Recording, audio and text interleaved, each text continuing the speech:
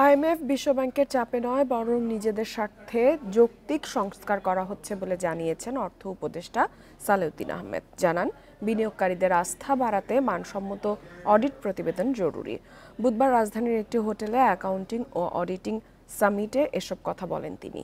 এ সময় বাংলাদেশ ব্যাংকের গভর্নর বলেন, আর্থিক প্রতিবেদনের দুর্বলতার কারণে ব্যাংক খাতে খেলাপি বেড়েছে। বান্ডেল থাকলে প্রতি সেনমানিতে টাকা বাঁচবে।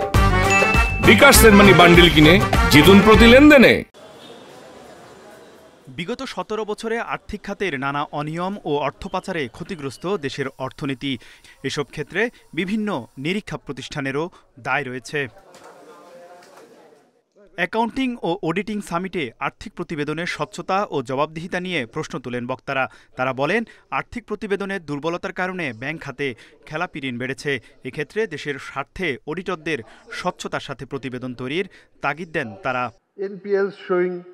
দেশের অধিকাংশ ব্যাংকের অডিট রিপোর্টে ভুল তথ্য পাওয়া যাচ্ছে। একটি ব্যাংক দাবি করেছে তাদের খেলাপি ঋণের হার 4%, কিন্তু আমাদের অডিটে দেখা গেছে সেটি 96%। বিনিয়োগকারীদের আস্থা অর্জন করতে হলে অডিট রিপোর্টে স্বচ্ছতা ও সঠিক তথ্য থাকা জরুরি। বর্তমানে যদি অডিট রিপোর্ট দেখে বিচার করি তাহলে একজন সৎ অডিটর খুঁজে পাওয়া কঠিন। এসব অনিয়ম আড়াল করতে সহযোগী কয়েকটি শীর্ষস্থানীয় অডিট ফার্মকে চিহ্নিত করেছে বাংলাদেশ ব্যাংক। তবে তাদের বিরুদ্ধে এখনও দৃশ্যমান কোনো ব্যবস্থা নেওয়া হয়নি। এ সময় অর্থ উপদেষ্টা বলেন, দেশে 18 লাখ আয়কর রিটার্ন জমা পড়লেও 70% শূন্য আয় দেখিয়েছেন, যা বিশ্বাসযোগ্য নয়।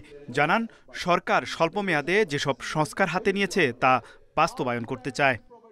যে কতগুলো একটু বেসিক রিফর্ম করতে, লং টার্ম বা মিডিয়াম রিফর্ম করবো না, কিন্তু যেই কটা ধরেছি সেটা আমরা দেখি, আমি চেষ্টা করবো এটাকে ইমপ্লিমেন্ট করতে।